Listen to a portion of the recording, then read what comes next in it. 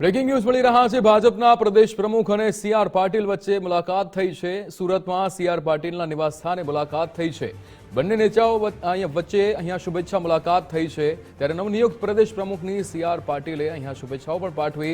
સુરતમાં સીઆર પાટીલના નિવાસસ્થાને બંને નેતાઓ વચ્ચે મુલાકાત થઈ છે। આ શુભેચ્છા મુલાકાત જેમાં નવનિયુક્ત પ્રદેશ પ્રમુખને સીઆર પાટીલે શુભેચ્છાઓ પણ પાઠવી છે।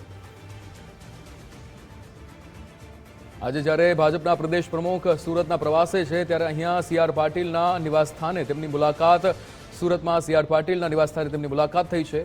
રાકેશ બ્રહ્મભટ્ટ આપણી સાથે ફોનલાઈન પર જોડાઈ ગયા છે। રાકેશ, સીઆર પાટીલ અને ભાજપ પ્રદેશ પ્રમુખ જગદીશ વિશ્વકર્માની મુલાકાત, શું વિગતો?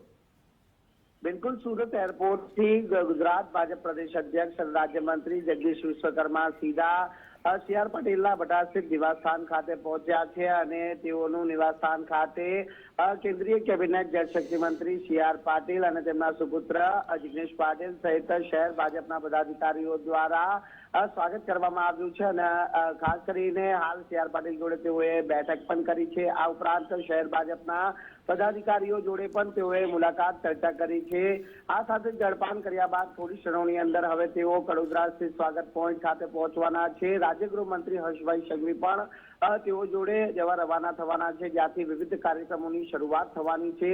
મહત્વનું છે કે સૌપ્રથમ છે તે કડોદરા સ્વાગત પોઈન્ટથી જે કાર અને જે ટુ વ્હીલ રેલી છે તે શરૂ થવાની છે। ખાસ કરીને કડોદરા સ્વાગત પોઈન્ટથી બાઇક તથા કાર રેલી સાથે અભિવાદન સમારોહ કાર્યક્રમમાં તેઓ પહોંચવાના છે, પરંતુ તે પહેલા જે સીઆર પાટીલ હતા તેઓએ આ પ્રથમ મુલાકાત કરી છે। એરપોર્ટથી કાફલા જોડે તેઓ સીધો સીઆર પાટીલના નિવાસસ્થાન ખાતે પહોંચ્યા હતા અને હાલ પણ જે ચર્ચાઓનો દોર છે તે ચાલુ છે, કારણ કે જે સુરત જિલ્લાના ભાજપ મધ્યસ્થ કાર્યાલયની પણ તેઓ મુલાકાત કરવાના છે। આ સાથે બારડોલી સ્થિત નારીદાર ચોકડી ખાતે આયોજિત અભિવાદન સમારોહની અંદર પણ તેઓ હાજરી આપવાના છે। એટલે આજની જે અલગ અલગ વિવિધ કાર્યક્રમોની અંદર તેઓની વિશેષ રૂપથી હાજરી રહેવાની છે અને આ કાર્યક્રમોનું સમાપન બાદ તેઓ અંતિમ સરદાર સાહેબ નિવાસસ્થાનની પણ મુલાકાત કરવાના છે। જી બિલકુલ રાકેશ, સમગ્ર માહિતી સાથે જોડાવા બદલ આપનો આભાર।